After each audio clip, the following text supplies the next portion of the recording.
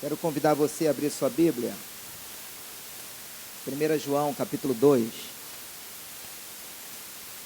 Nós vamos falar nessa noite sobre os estágios da maturidade cristã.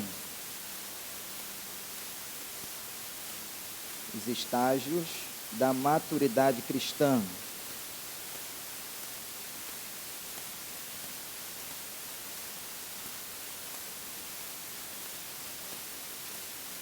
Se você está com fome da palavra nessa noite, você está no lugar certo.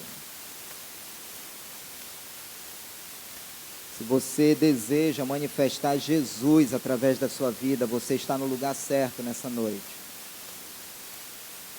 Amém? 1 João, capítulo 2. Nós vamos ler do versículo 12 ao 14. Todos acharam? Lá no finalzinho do Novo Testamento? 1 João 2, 12 a 14, diz assim: Filhinhos, eu vos escrevo porque os vossos pecados são perdoados por causa do seu nome. Pais, eu vos escrevo porque conheceis aquele que existe desde o princípio. Jovens, eu vos escrevo porque tendes vencido o maligno. Filhinhos, eu vos escrevi porque conheceis o Pai. Pais, eu vos escrevi porque conheceis aquele que existe desde o princípio. Jovens, eu vos escrevi porque sois fortes, e a palavra de Deus permanece em vós, e tendes vencido o maligno. Eu queria te convidar a orar nesse momento, e que a sua oração fosse pedindo que Deus fale profundamente ao seu coração. Amém? Tu és adorado, Jesus, nesse lugar. Tu és adorado, Jesus, nesse lugar. Tu és adorado, Jesus, nesse lugar. Tu és lindo, Jesus. Tu és maravilhoso, Senhor. Melhor lugar que poderíamos estar nessa noite, Senhor, é o de estarmos aqui na presença do Senhor. Esse é o melhor lugar.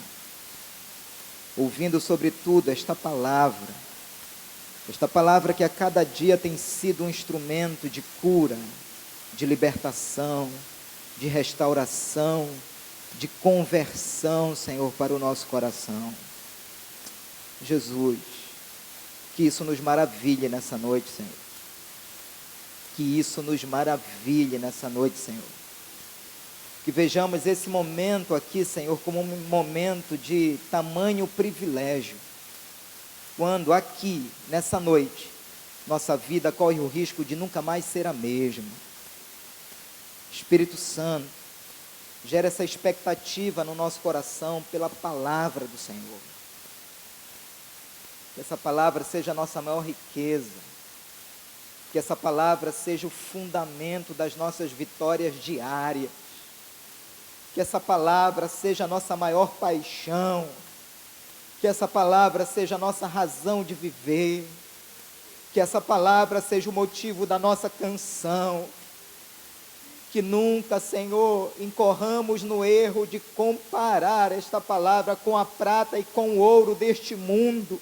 Ela é incomparável, Senhor. Ela é incomparável, Senhor. Ela é incomparável, Senhor.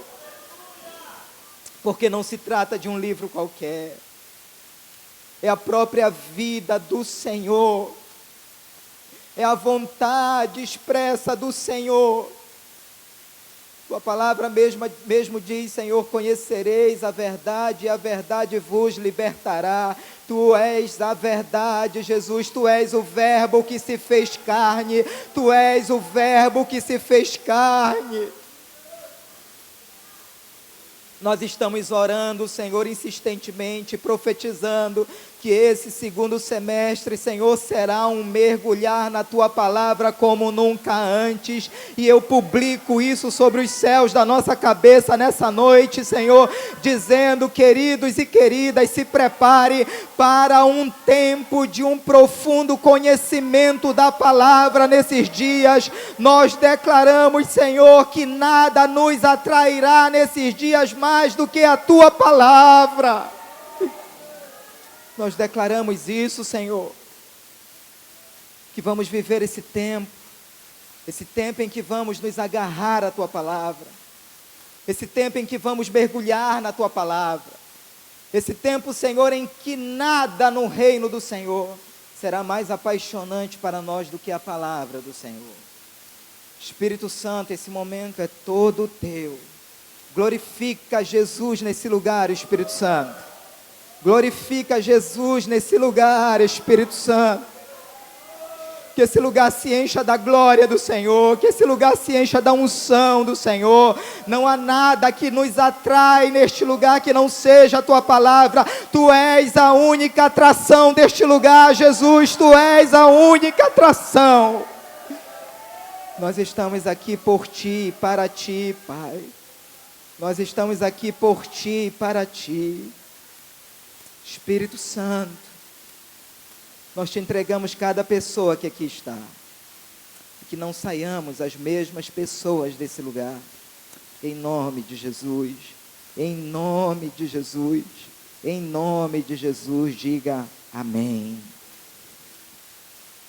Amados, nós acabamos de ler um texto, onde eu consigo ver nesse texto claramente alguns estágios da nossa maturidade cristã, da nossa maturidade espiritual. Eu consigo ver aqui alguns passos desse crescimento que Deus deseja ver na minha vida e na sua vida. Todos os teólogos que estudam esse texto aqui, eles concordam num ponto, que essa figura que aparece aqui do filhinho, do pai e do jovem, não tem nada a ver, absolutamente nada a ver com a idade cronológica. A Bíblia aqui não está falando de filhinhos no aspecto criança. A Bíblia não está falando aqui de jovem no aspecto juventude. E a Bíblia não está falando aqui de pais no aspecto de alguém que cresceu, que se casou, que gerou filhos, que constituiu família.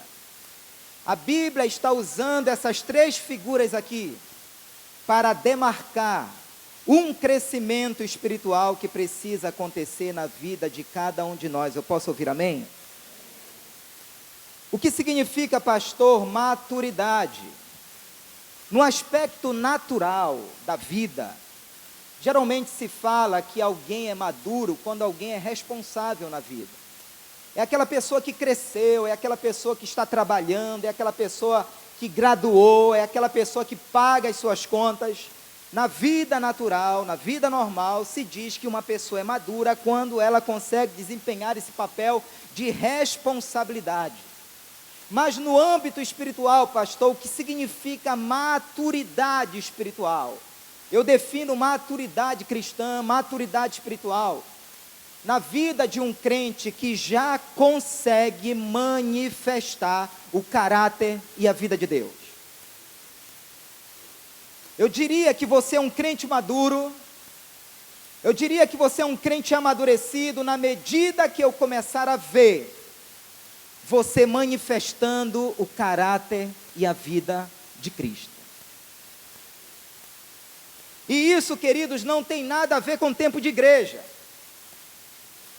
Você pode ter 20, 30, 40 anos de igreja e ser um crente carnal, um crente que não cresceu, um crente que não amadureceu, um crente que não rompeu com algumas cadeias. Diga para o seu irmão, é tempo de crescimento, querido. E o apóstolo João está falando nesse texto, que a maturidade espiritual, que a maturidade cristã tem que passar por esse caminho aqui. Filhinhos, jovens e pais.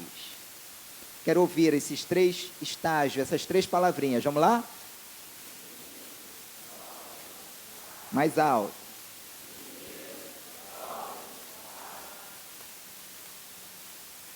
Eu entendo o apóstolo João querendo comunicar exatamente isso. O caminho da maturidade espiritual precisa passar por essas 3 etapas aqui. Se o caminho da maturidade passa por essas 3 etapas, filhinhos, e aí você entende por filhinhos aquela criança, aquele bebê espiritual. Se de filhinhos eu vou para jovens, e se de jovens eu vou para pai, eu posso dizer com toda firmeza que a vida cristã, ela é progressiva, que a vida cristã, ela é dinâmica, a vida cristã, ela não é estática, a vida cristã, ela não é parada. Tudo que Deus quis de mim e de você não foi apenas que aceitássemos a Jesus. Deus não espera apenas que estejamos um dia com Ele no céu, mas Ele deseja que aqui na terra, depois que aceitamos a Ele como Salvador e Senhor, nós manifestemos nessa vida o caráter e a vida de Cristo. Eu posso ouvir amém? A vida cristã, ela não é estática, ela é progressiva, ela é dinâmica. E eu comparo isso com aquela nuvem no Antigo Testamento. Quando Deus começa a conduzir o seu povo pelo Antigo Testamento, durante o dia havia uma nuvem, e o povo vivia debaixo daquela sombra. Só que aquela nuvem não avisava quando ela iria se movimentar. Quando aquela nuvem começava a se movimentar, o povo desarmava o acampamento, se metia debaixo daquela sombra, e Deus ia guiando o seu povo pelo deserto. Eu não estou falando aqui de que você tem que viver uma vida cristã frenética, uma vida cristã agitada, uma vida cristã no ativismo, mas eu estou dizendo que você não deve viver parado no quesito conhecer a Deus e a sua palavra. Porque conhecer a Deus e a sua palavra é o maior segredo para o nosso rompimento espiritual, para que vivamos a vida abundante que Deus deseja para cada um de nós. Nada numa igreja evangélica pode substituir a palavra. Nada. E aqui está a figura da criança, do jovem e dos pais. Aí eu pergunto, como é que está a sua vida cristã? Ela está crescente ou está estagnada? Eu sei de crentes nessa igreja aqui, há 10 anos atrás, eles permanecem a mesma coisa, não saíram da meninice, não se libertaram dos melindres. Eu conheço gente aqui, estou aqui nessa igreja há mais de 20 anos, eu consigo pontuar aqueles que estão rompendo, mas aqueles que estão ficando lá atrás, porque a nuvem de Deus, ela é dinâmica, o mover do Espírito, ele é dinâmico. Se um não quer, Deus levanta 5 que querem, se 5 não quiserem, Deus levanta 10 que querem, mas a obra de Deus, ela não para. Deus continua levantando homens e mulheres nos 4 cantos da terra, e se você deseja dizer nessa noite, eis-me aqui, Ele vai te usar. Onde você está na vida cristã. As mensagens que eu estarei liberando nesse semestre aqui, elas são progressivas. E já de alguns sábados a gente já começa aqui a falar de algumas coisas que são básicas. Mas esse caldo aqui, ele vai engrossar daqui para o final do ano. Porque nós vamos profetizar paz, paz, pais sendo levantados nessa geração. Deus vai te projetar de criança para jovem e de jovem para pais. A glória de Deus vai acontecer na sua vida. Pastor, como é que eu sei, pastor? Como é que eu consigo identificar aonde eu estou nesse processo? Em primeiro lugar, vamos falar aqui do primeiro estágio. Diga comigo, filhinhos. O versículo 12 diz assim: filhinhos, eu vos escrevo porque os vossos pecados são o quê? São o quê? São o quê? Por causa do seu nome. Esse primeiro estágio aqui nos fala dos filhinhos. Pastor, quem são esses filhinhos? Esses filhinhos aqui são os bebês espirituais. São aquelas pessoas que vão chegando na igreja. São os novos convertidos. São pessoas que são membros do corpo de Cristo, têm os seus pecados perdoados. Eu acho que o melhor nome para essa turma aqui, esses filhinhos, é aquela turma que está sendo consolidada. Aceitou Jesus, aqueles primeiros meses, aquele primeiro ano, ela está sendo consolidada. São as pessoas que chegam no reino de Deus e elas estão engatinhando, elas estão aprendendo a andar, elas estão no êxtase daquele primeiro amor. Quantos aqui passaram por esse tempo? Quantos? Eu vou fazer o apelo, porque a metade dessa igreja tem que se converter hoje.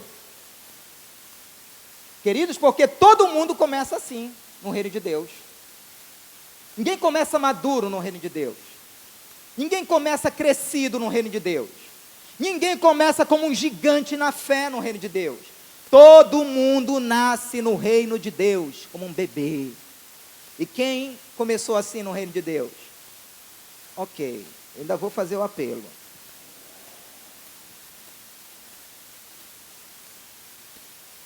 Então esses filhinhos são aquelas pessoas no reino de Deus que elas não têm ainda um conhecimento profundo de Deus. Eu disse o quê? Um conhecimento profundo de Deus. Elas entendem Deus como Pai, elas se sentem filhos de Deus, mas elas não têm ainda esse conhecimento profundo de Deus. Elas não cresceram ainda. Elas são imaturas na fé. São pessoas inconstantes. É nessa fase da vida cristã que a gente comete as nossas maiores falhas, os nossos maiores erros como cristãos. Os nossos maiores tropeços se dão aqui nessa fase. Por quê? Porque a gente está aprendendo a andar aqui. A Bíblia diz que Deus nos transportou do império das trevas para a sua maravilhosa luz. É um reino novo. Ninguém nasce no reino de Deus aprendendo a andar. A gente precisa passar por esse processo aqui de aprendizado. Eu vi aqui ainda há pouco várias criancinhas andando. E que alegria, não é, Elane e Elielso? Ver a filha de vocês andando. Haja coração, não é? Já teve algumas quedinhas? Nicole e Lohane, minhas filhas, várias. Eu me lembro das tantas vezes que eu colocava a Nicole e a Lohane num ponto e ficava, me abaixava. Dizia, vem filha, no meio do caminho elas caíam. Eu ia lá, as levantava. O meu justo cairá até 7 vezes, mas de todas as 7 eu o levantarei, diz o Senhor. Dê um aplauso a esse Deus. Nós temos um Deus que nos levanta. Nós temos um Deus que nos coloca em pé.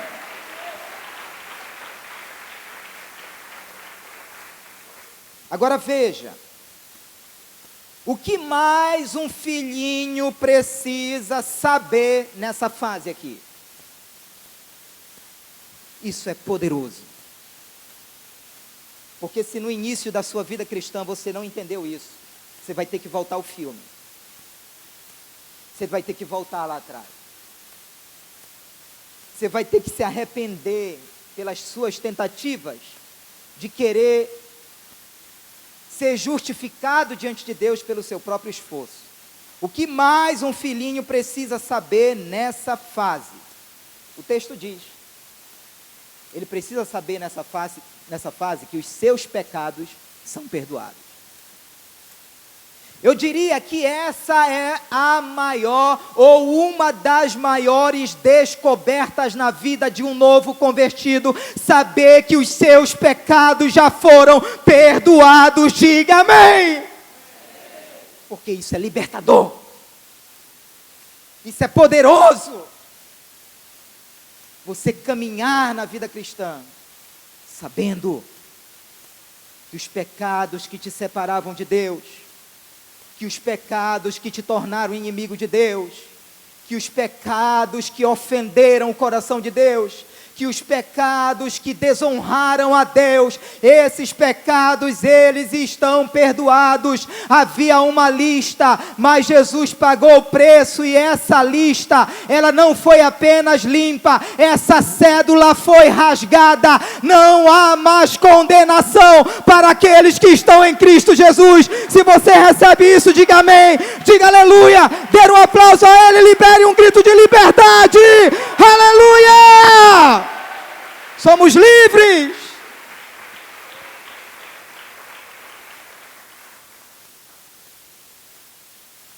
Uma das descobertas mais poderosas nessa fase de filhinho é saber que os seus pecados já foram perdoados. Pastor, por que essa é uma descoberta poderosa? Olhe para a relação de um pai com um filho. Tudo que um filho espera de um pai é segurança e aceitação. Se você pretende ser papai, ou se tem algum papai aqui, fique sabendo que o seu filho não está interessado em bens materiais, no dinheiro que você pode dar para ele. Ele pode ter tudo isso, mas se ele não receber de você segurança e aceitação, nós criaremos filhos traumatizados, revoltados, vazios, desconectados do amor do pai. Tudo que um filho precisa receber de um pai é segurança e aceitação. Isso firma a identidade de um filho. Isso traz senso de viver para um filho. E queridos, saber que os nossos pecados, aqueles pecados que ofendiam o coração de Deus, foram perdoados na cruz, isso me faz me sentir amado. Isso me faz me sentir aceito por esse Deus. Isso me faz me sentir seguro por esse Deus, pois a palavra do Senhor diz que Ele nos amou primeiro, mesmo quando éramos pecadores, Ele se entregou por si mesmo, por cada um de nós. Isso é tremendo. Em segundo lugar, pastor, por que eu preciso saber que os meus pecados foram perdoados? Sabe por quê? Porque no segundo estágio, e a gente já vai falar dos jovens, tem uma batalha para ser travada. No segundo estágio, tem uma guerra para ser travada com o maligno, está aí.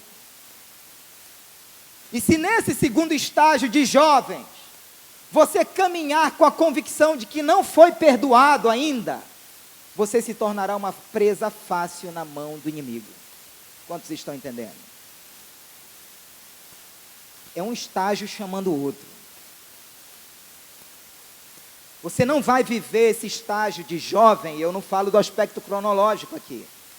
Você não vai viver esse estágio de jovem forte, sem a convicção de que os seus pecados já foram perdoados na cruz. Sem essa convicção, as mentiras do diabo falarão mais alto na sua vida. Ele facilmente te acusará, ele facilmente te prenderá, ele facilmente controlará alguma área da sua vida. Agora veja, Colossenses 1,14 diz que Deus perdoou os nossos pecados. O que Deus fez com os nossos pecados? E Colossenses 2,13 diz que Deus perdoou todos os nossos pecados. Quantos pecados Ele perdoou? O que Deus fez com os seus pecados? Perdoou todos. O que Deus fez com os seus pecados? Deus perdoou. Quantos pecados Ele perdoou? Todos. O que Deus fez com os seus pecados? Ele perdoou Quantos pecados Ele perdoou? todos.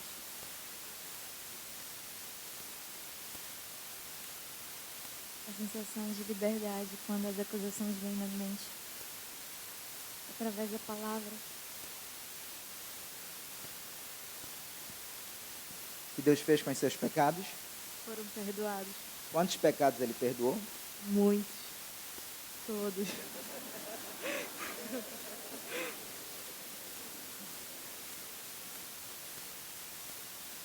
O que Deus fez com os seus pecados?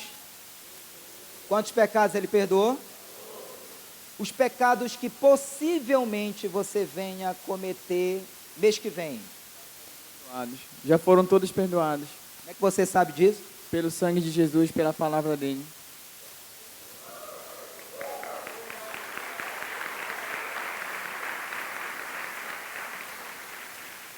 Os pecados que possivelmente você vai cometer daqui para o final do ano estão perdoados? Todos. Como é que você sabe disso? A palavra de Deus. Certamente ele levou tudo isso, não tem dúvida disso. Dê um aplauso a esse Jesus. Forte aplauso a esse Jesus.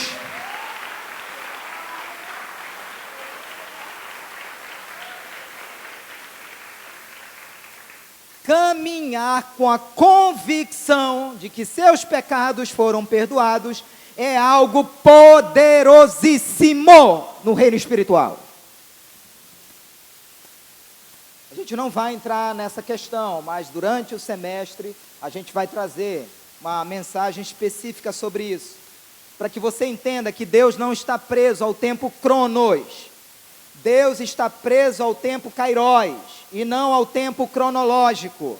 Nós estamos presos no cronos, passado, presente e futuro. Deus não está preso no passado, no presente e futuro. A Bíblia diz que diante dele estão patentes todas as coisas. O sangue de Jesus Cristo derramado há 2000 anos atrás cobriu todos os nossos pecados. Diga amém, diga aleluia, dê um glória a Deus, um aplauso a ele e um grito de liberdade. Aleluia!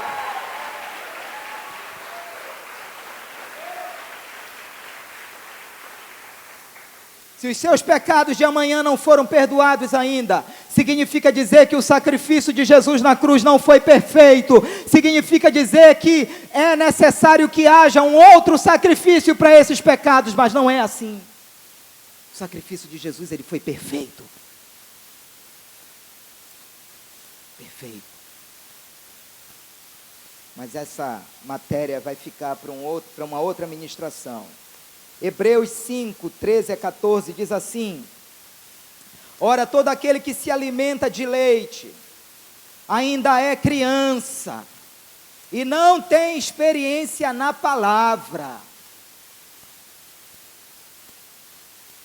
Mas o alimento sólido é para os adultos, os quais pelo exercício constante, diga comigo, exercício constante, mais alto, os quais pelo exercício constante tornaram-se aptos para discernir tanto o bem como o mal. Aqui, a criança espiritual, ela não sai do leite, ela não tem experiência na palavra, ela não tem exercício constante, ela não tem. Para ler a Bíblia é uma luta, para ir para a igreja é uma luta, para jejuar é uma luta. Ela não tem exercício constante, por essa razão, ela não está apta para discernir entre o bem e o mal, e facilmente o diabo prende essa pessoa, porque ela não consegue discernir o que é cilada e o que não é. Ela não consegue discernir o que agrada a Deus e o que desagrada a Deus. Ou se ela discerne, ela não tem força. Porque o que nos faz forte diante da tentação e do pecado é a palavra habitando em nós. Jesus, ele venceu o diabo assim no deserto, dizendo: está escrito. Não foi com grito, não foi com campanha, não foi com quebra de maldição. Eu posso dizer, queridos, aqui sem medo de errar, pode vir o líder que for conversar comigo na palavra, mas campanha não tem fundamento nenhum na vida de um crente vazio da palavra. Não tem. Seja Deus verdadeiro e todo homem mentiroso. Conhecereis a verdade e a verdade vos libertará. Diga amém, diga aleluia, e querendo pode aplaudir ao Senhor.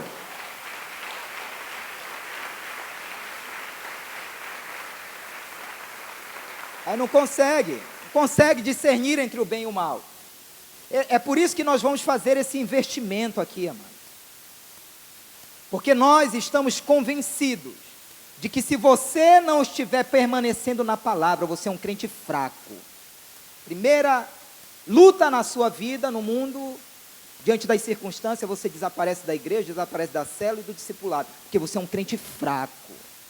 Mas se tiver alicerçado na rocha, que é Jesus, pode vir a tempestade que vier, pode se levantar todo o inferno, ainda que não haja gado nos currais, a oliveira minta, todavia você se alegrará no Senhor, no Deus da tua salvação, porque Ele fará os teus pés como da corça e te colocará em lugares altos.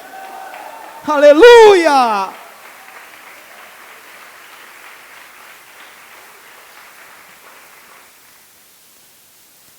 Há mais ou menos 2, 3 meses atrás, queridos, nós paramos de ficar mandando mensagenzinha.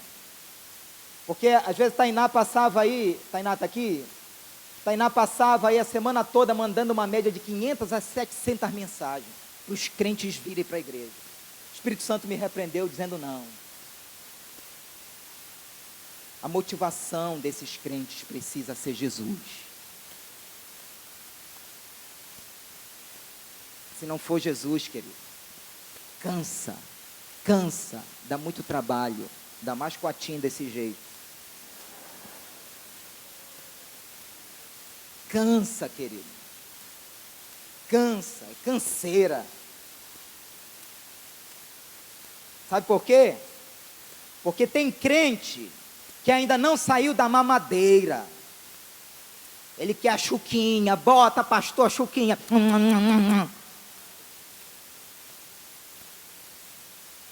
Quer vir para o culto e quer que o pastor coloque a papinha na boca, mas não quer ler a Bíblia durante a semana, não quer se consagrar durante a semana, quer viver na frente da internet, da televisão, sabe, querido? Aí tu queres o quê quando o diabo vem te tentar? Não sai da mamadeira, quer estar lá no peito, não cresce. Escute, querido, isso não é profético não, mas é hora de tirar a fralda. Tem uma hora que tem que tirar a fralda. Você tem que aprender a ir no banheiro sozinho. De madrugada, se levantar. Vai lá fazer xixi. Limpar o bumbum sozinho. Imagine um marmanjão, mamãe, cocô. Tem uma hora que tem que chegar, querido. Esse momento na nossa vida, que a gente tem que abrir a geladeira, a gente tem que fazer o nosso lanche. Chegar um momento que você que tem que colocar o despertador ali, e acordar, e levantar, e se arrumar. Mas aí a gente vai convivendo por anos a fio com crentes que não querem crescer, são cheios de milindres, cheios de biquinho, qualquer coisa, estou zangado.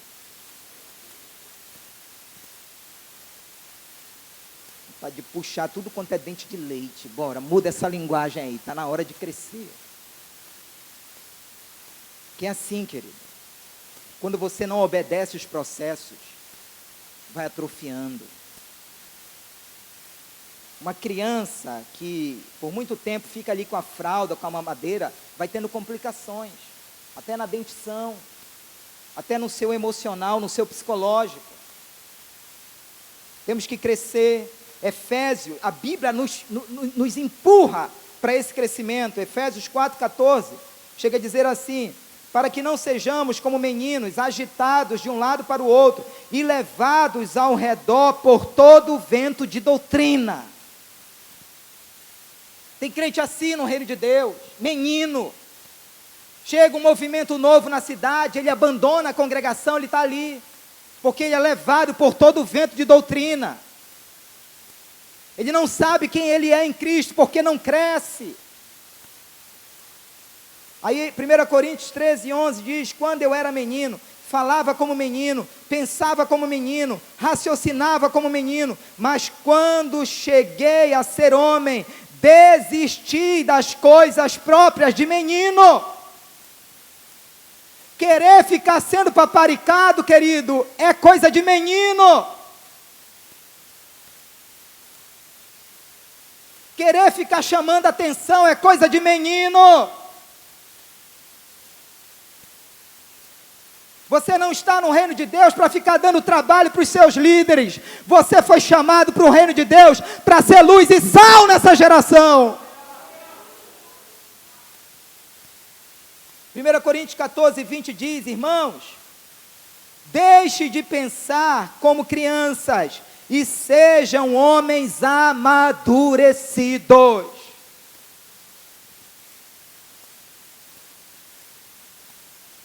Tem crente aqui que há muito tempo já era para ser um discipulador maravilhoso. Tem crente aqui que há muito tempo já era para ser um discípulo que corresponde, que está querendo crescer, que está querendo romper. Mas o discipulador não consegue contar, o pastor não consegue contar, porque é menino. Não tem palavra, não tem Bíblia na cabeça, não tem Bíblia no coração. Ou se tem, é uma palavra morta, porque não tem relacionamento com Deus. A letra mata, mas o Espírito vivifica. É o relacionamento com Deus que vai trazendo vida, querido, a tudo que está na palavra. Isso começa a ferver dentro de ti, isso começa a ser como um rio de águas vivas dentro de ti. Eu posso ouvir amém? O segundo e penúltimo estágio, diga comigo, jovens. Versículo 13, diz assim: jovens, eu vos escrevo porque tendes vencido o maligno. Porque tendes vencido o maligno. Versículo 14, finalzinho. Jovens, eu vos escrevi porque sois fortes, e a palavra de Deus permanece em vós, e tendes vencido o maligno. A Bíblia está falando agora desse segundo estágio, jovens. Pastor, quem são esses jovens no reino de Deus? Não é quem tem 17, 18, 20 anos, não. Tem gente no reino de Deus com 13 anos, mas no reino espiritual já é um jovem. Tem gente na igreja com 55 anos, mas no reino de Deus é um filhinho. É uma criança ainda, é um bebezinho. Bebezão.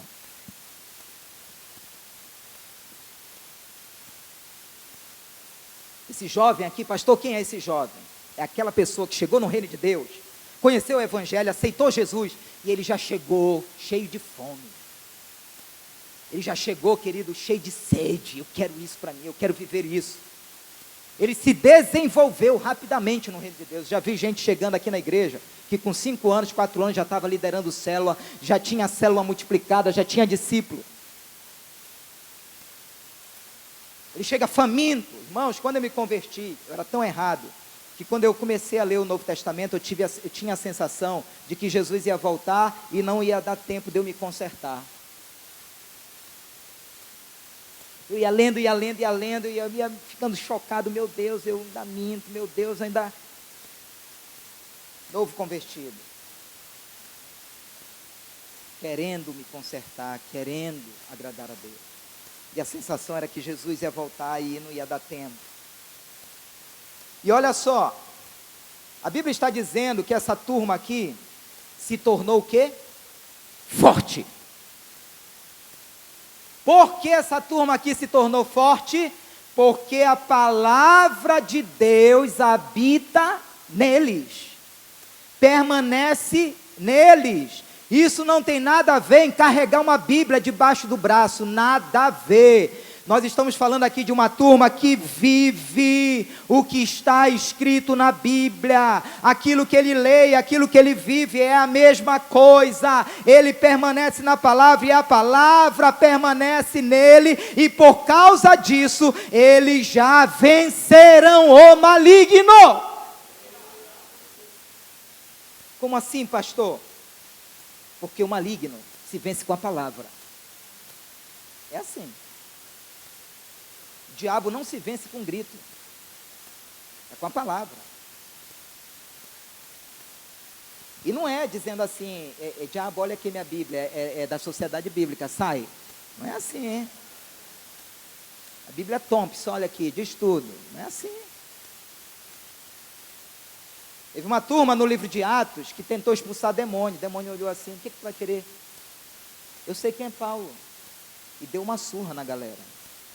Porque não tinha palavra ali. Não tinha. Se vence o maligno pela palavra. E a palavra é Jesus. É Jesus. Então essa turma aqui é uma turma que começa a conhecer a Bíblia, que começa a mergulhar no conhecimento de Deus e vai se apropriando, isso é para mim. Isso é para mim, Senhor, isso é para mim, eu vou viver isso, eu quero isso. E eles vão se apropriando. Áreas em que o maligno exercia domínio na vida dela, já não exerce mais, porque a palavra os libertou. É a palavra que nos liberta. É a palavra que nos liberta. Essa igreja aqui tem muitos cursos, mas nenhum curso dessa igreja pode substituir a palavra. Eu quero lhes dizer que a palavra de Deus não é apenas inerrante, ou seja, ela não contém nenhum erro. Eu quero lhes dizer também que a palavra de Deus, ela é suficiente. A palavra de Deus, a Bíblia, ela é por si só suficiente para fazer de mim e de você um homem vencedor dia após dia do nosso viver. Diga amém, diga aleluia, dê um aplauso a Ele e libere um grito de vitória. Eu creio!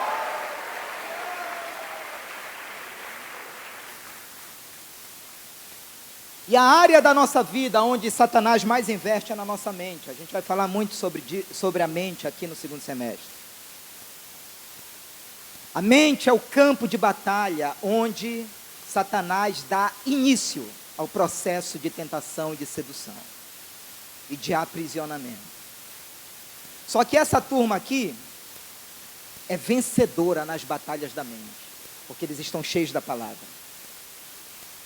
Satanás vem lá dizendo: olha, tu és um derrotado. Eles puxam a palavra e diz: o meu Deus me diz que eu sou mais do que vencedor em Cristo Jesus.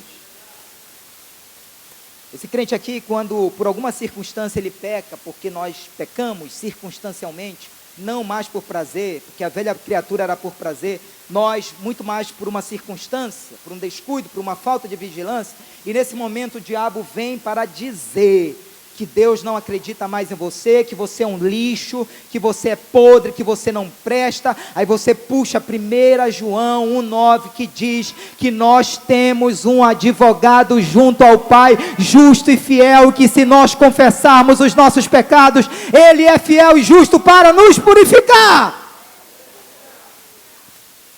Essa turma aqui está cheia da palavra. E é por isso que eles vencem o maligno. Como, pastor? Eles permanecem na palavra. Eles permanecem na palavra. Tem crente que permanece no culto, mas não permanece na palavra. Crente que permanece no discipulado, mas não permanece na palavra. Por causa da palavra habitando neles, eles descobriram quem eles são em Deus e o que Deus é para eles. É por causa da palavra habitando neles. Eles fizeram essa descoberta. Esses crentes aqui, eles são fortes. Eles não estão presos em cadeias espirituais e emocionais. Não estão. Eles não estão lambendo as feridas do passado. Não estão. Esses crentes aqui, que são jovens, eles rompem os conflitos espirituais. Os hábitos incontroláveis, eles já venceram. Os vícios pecaminosos, eles já venceram. Esses crentes aqui, eles gozam de uma plena liberdade. Eles não apenas são livres, mas eles sabem permanecer na liberdade do Espírito. Que coisa tremenda, que coisa linda. Eles não são apenas livres, eles sabem como permanecer na liberdade em Cristo. Bem provável que a próxima ministração que eu traga para cá seja sobre a vida abundante. Porque eu quero perguntar: cadê essa vida abundante que Jesus prometeu lá em João 10:10? A gente vai responder essa pergunta. Cadê? Cadê essa vida?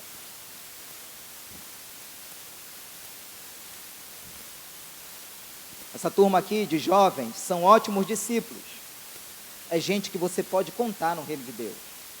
É gente que parou de dar trabalho porque cresceu, não é mais criancinha. Cresceu. Eles vivem pela fé na palavra e por isso eles vencem a sedução dia após dia. Eles não vivem dependendo de um culto, dependendo de um congresso, dependendo de um telefonema, de uma mensagem, não. Eles vivem pela fé na palavra. Pela fé na palavra. Escute, para a gente fechar esse ponto aqui. A Bíblia está mostrando que nós já somos vencedores nas batalhas contra o inimigo, na medida em que a palavra habita em nós. Está aqui. Isso é poderoso. Está aqui. A Bíblia está garantindo isso. Que nós já somos vencedores nas batalhas contra o inimigo, na medida em que a palavra habita em nós. Se você está vivendo fracassos espirituais no seu dia a dia, reveja o seu compromisso com a palavra de Deus. Aí que está o segredo. Reveja isso aí. Poxa, pastor, então eu estou lendo 5 capítulos, eu vou ler 10. Cara, não tem nada a ver com isso. Não tem nada a ver com isso. Você pode estar lendo meramente por uma religião, não tem nada a ver com isso. Eu estou falando de algo real, porque o reino de Deus, ele acontece aqui dentro. Ó. O reino de Deus, ele não está ali nem ali. Ele está dentro de vós. Do vosso interior fluirão rios de água viva. Senhor, aonde devemos adorar? Perguntou a mulher samaritana. É no templo, é no monte? Não é nem no templo e nem no monte, porque agora Deus está procurando adoradores que o adorem em espírito e em verdade. A nossa adoração, ela não acontece olhando para um data show. A nossa adoração, ela não acontece cantando umas 10 canções, porque daqui a pouco a gente vai embora e aí, a gente deixou de adorar? Não, a gente vai continuar adorando. A nossa adoração, ela acontece aqui dentro. Ó. Aqui dentro. É aqui dentro. É aqui dentro. É um reboliço aqui dentro. Sabe? É uma fonte aqui dentro, é um rio.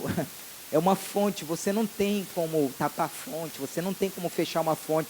Você coloca a mão aqui, ela brota ali do outro lado. Isso está acontecendo dentro de quem está vivendo a palavra. Diga amém, diga aleluia. Dê um aplauso a esse Deus lindo e maravilhoso. Aleluia.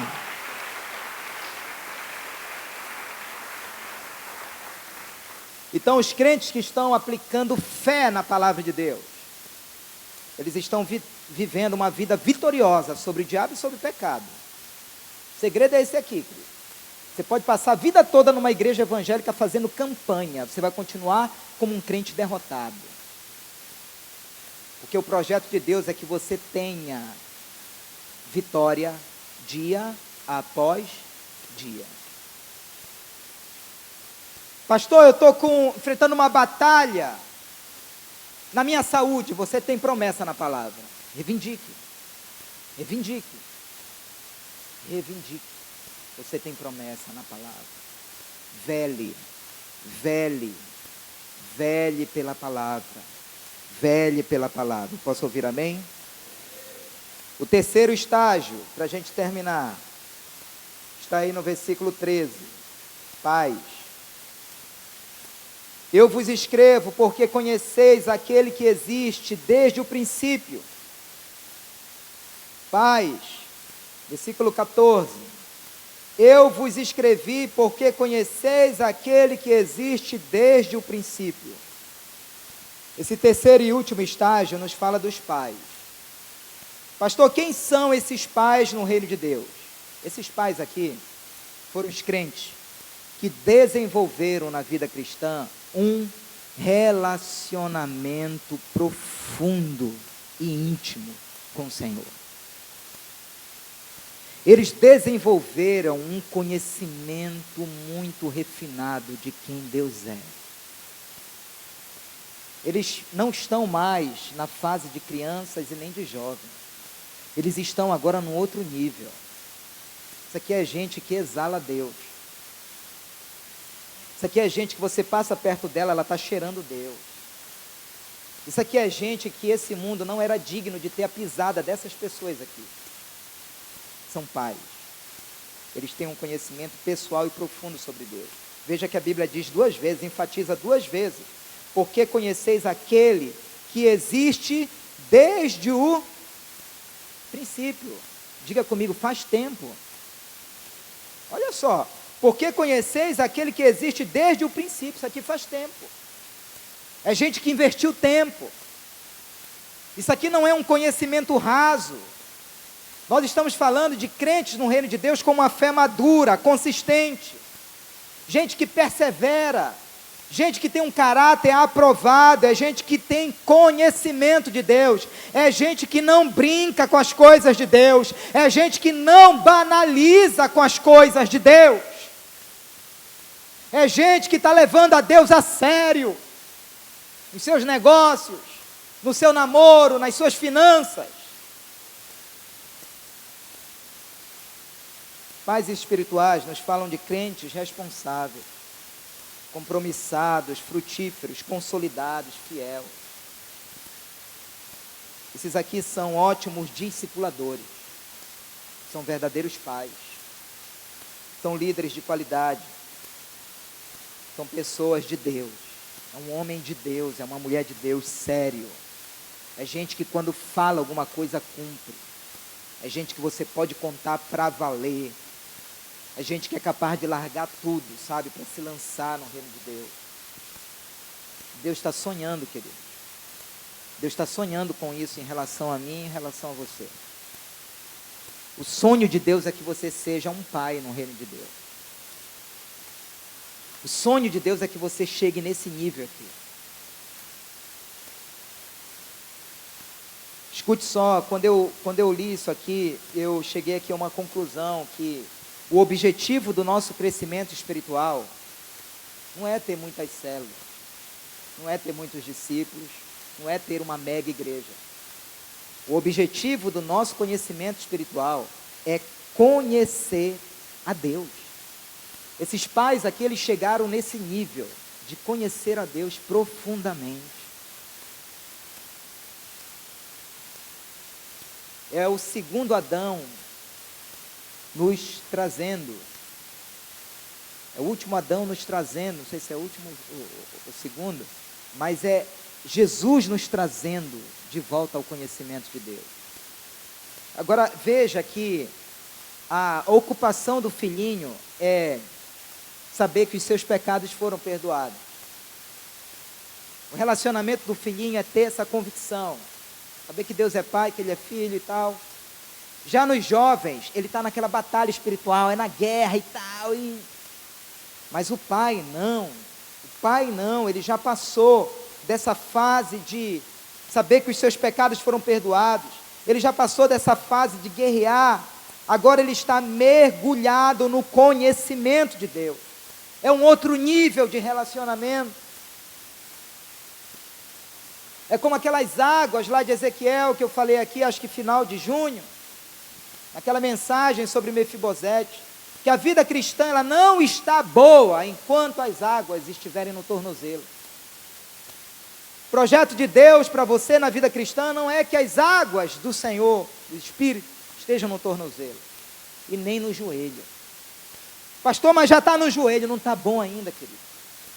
Pastor, mas já chegou no ombro, não está bom. O projeto de Deus é que você mergulhe em águas profundas. Você não tem mais controle de você, você é levado pelo rio. Porque enquanto você reage, você ainda tem controle, tem muita carne ainda. Tem muita carne ainda. Pastor, falaram mal do Senhor, foi? Você não vai ficar chateado? Eu não, estou morto.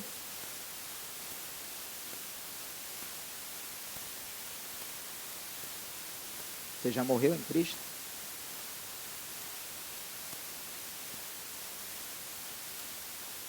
Aquele que quiser vir após mim, negue-se a si mesmo. Tome a cada dia a sua cruz e siga-me. Siga-me. Isso aqui é gente comprometida. Isso aqui é gente que está investindo em outros, no desenvolvimento de seus filhos espirituais. Esse pai aqui, ele está ajudando os filhinhos a se tornarem jovens e os jovens a se tornarem pais.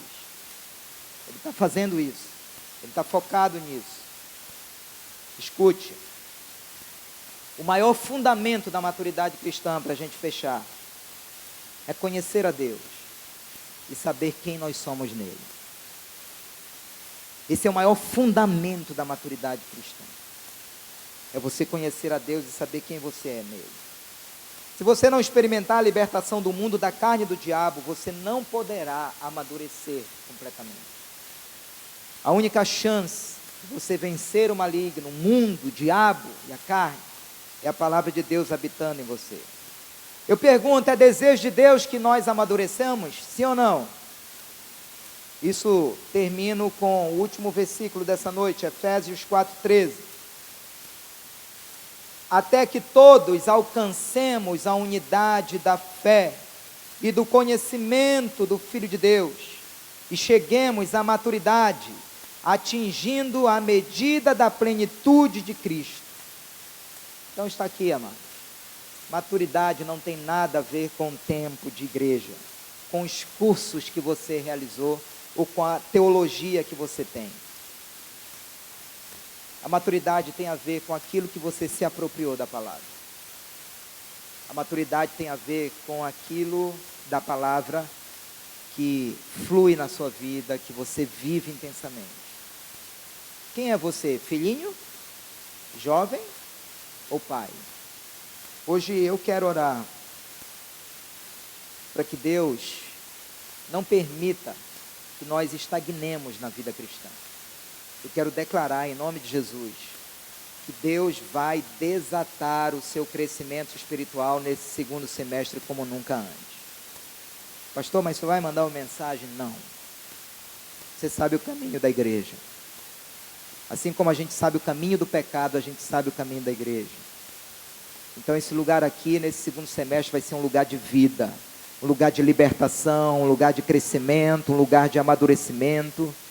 Eu tenho orado e pedido que Deus gere muita fome no nosso coração pela palavra.